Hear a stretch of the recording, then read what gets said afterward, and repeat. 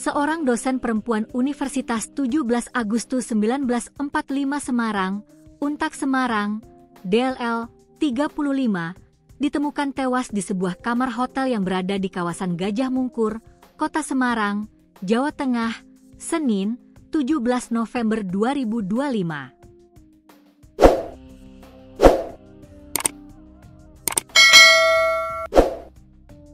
Kematian DLL pertama kali dilaporkan oleh seorang anggota polisi, AKBP B. DLL diketahui ditemukan tewas dalam keadaan tanpa busana dan tergeletak di lantai kamar hotel.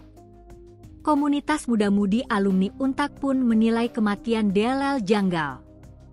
Sebab, DLL ditemukan oleh AKBP B yang tugasnya tidak berkaitan dengan tindak pidana. Kami melihat kejadian ini janggal, karena ada oknum polisi bagian Dalmas yang tidak ada kaitannya dengan tindak pidana, justru menemukan korban pertama kali. Oknum polisi ini yang mengabarkan kematian korban ke resepsionis hotel, Polsek Gajah Mungkur, dan tim Inafis Polrestabes Semarang, jelas Ketua Umum Komunitas Muda-Muda Alumni Untak Semarang, Jensen Henry Kurniawan, Selasa, 18 November 2025, dikutip dari tribunjateng.com. AKBP B yang merupakan saksi kunci kematian DLL adalah polisi yang bertugas sebagai pengendalian massa, Dalmas, di Direktorat Samapta Polda Jawa Tengah. Ia diduga memiliki hubungan dengan DLL meski belum diketahui statusnya. Hubungan keduanya diketahui Jensen Henry Kurniawan dari cerita DLL. Saya adalah mahasiswa bimbingan skripsi beliau, korban. Nah, beliau pernah cerita kepada saya soal polisi berpangkat AKBP ini, ungkap Jensen, masih dari tribunjateng.com. Selain itu, lanjut Jensen, AKBP B diketahui sudah berkeluarga, sedangkan DLL masih melajang. Korban merupakan perempuan lajang, sebaliknya polisi ini sudah berkeluarga, imbuh dia.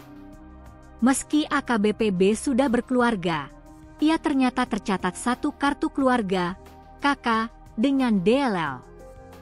Kerabat DLL, Tiwi, mengungkapkan korban dan AKBP B berada dalam satu KK sebab mengaku sebagai saudara. Hal ini diketahui keluarga DLL saat adik Tiwi bertanya soal alamat korban.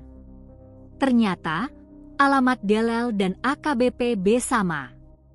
Ia, korban satu KK dengan saksi pertama, AKBP B. Katanya sebagai saudara. Kecurigaan ini muncul ketika adik saya menanyakan alamat korban dengan saksi pertama kok sama. Ternyata mereka satu KK.